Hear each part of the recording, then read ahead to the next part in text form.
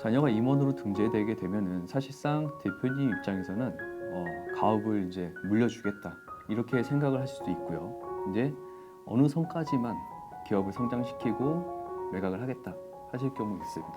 아니면 어떻게 보면 사업하시는 분들의 궁극적인 목적은 상장까지 노려보겠다, 뭐 그룹화를 시키겠다 이렇게까지 큰 그림을 그리시는 분들도 계신데 아마 대부분 사업을 뭐 10년, 20년이 넘어가면 그 시점부터는 어느 정도 결정이 되실 거예요. 그래서 이때부터는 자녀가 들어오든 안 들어오든 기업의 주식의 가치가 일단 중요해집니다. 대표님의 목표가 사업을 매각을 할 거다 혹은 뭐 상장까지 계속 키워나갈 거다, 어떻게든 회사의 규모를 더 키울 거다 라고 했을 때는 회사의 가치는 점점 커지는 게 좋겠죠.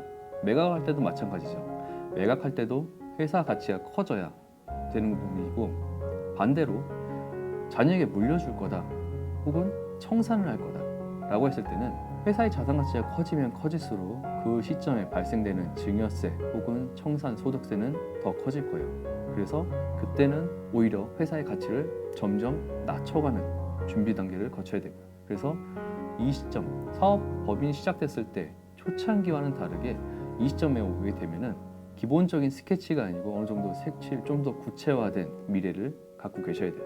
자녀가 가업을 승계를 하시겠다 했을 때는 한 번에 상속 특례 제도를 활용하는 것보다는 중간에 증여를 활용해서 상속세에 대한 그 과표를 줄이는 게 어떻게 보면 가장 중요하다고 볼 수 있습니다. 가업 증여 특례 제도를 만들어 놨습니다. 증여 특례 제도 말고도 창업 특례 제도처럼 별도의 제도를 통해서 마찬가지로 세금적인 지원을 받을 수가 있습니다. 근데 물론 이 부분들을 100% 다 활용하시는 분들은 아직까지 만나보지는 못했어요.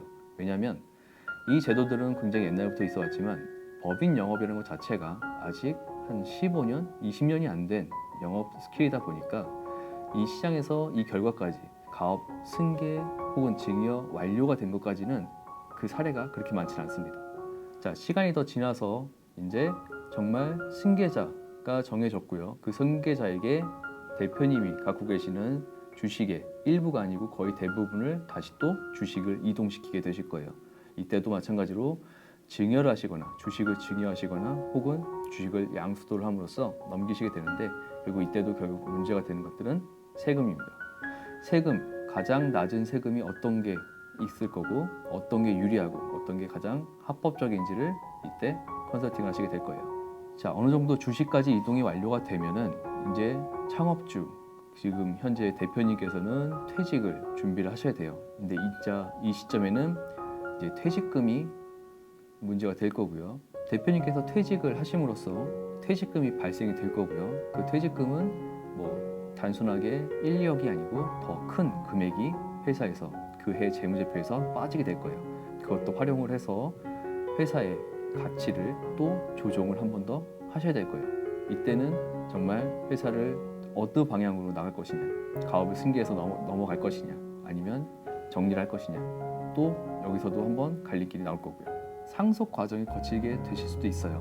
상속 과정을 거치게 되면은 이 회사의 기업 가치 정확하게 판단을 하셔야 될 거고요. 어떻게든 상속하시게 될 거면 가치를 낮추기 위한 모든 준비를 갖추셔야 될 거예요.